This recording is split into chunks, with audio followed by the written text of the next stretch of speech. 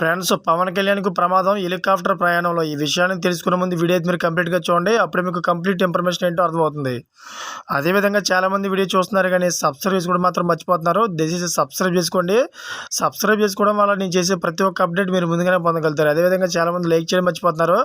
దయచేసి లైక్ చేయండి. లైక్ చేయడం వల్ల ఈ ఇన్ఫర్మేషన్ అనేది మనం చాలామందికి రీచ్ చేసిన వాళ్ళు అవుతాం. ఇంక లేట్ చేయకుండా వీడియోలోకి వెళ్ళిపోదాం. ఫ్రెండ్స్, తెదేపా జనసేన కలిసి ప్రజల్లోకి వెళ్తుంటే జగన్ గుండెల్లో రైలు పెరుగుతున్నాయి.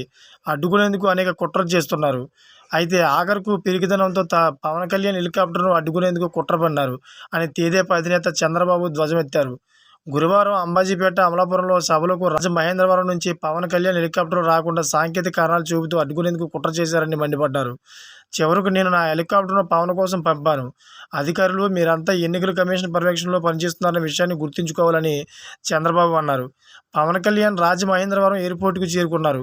అక్కడి నుంచి అంబాజీపేట సభకు వెళ్లాల్సి ఉంది. అయితే ఆయన హెలికాప్టర్తో వచ్చిన కో పైలట్కు విమానాశ్రయం నుంచి హెలికాప్టర్ తీసుకెళ్లేందుకు అనుమతి లేదనే కారణంతో ఆపేశారు.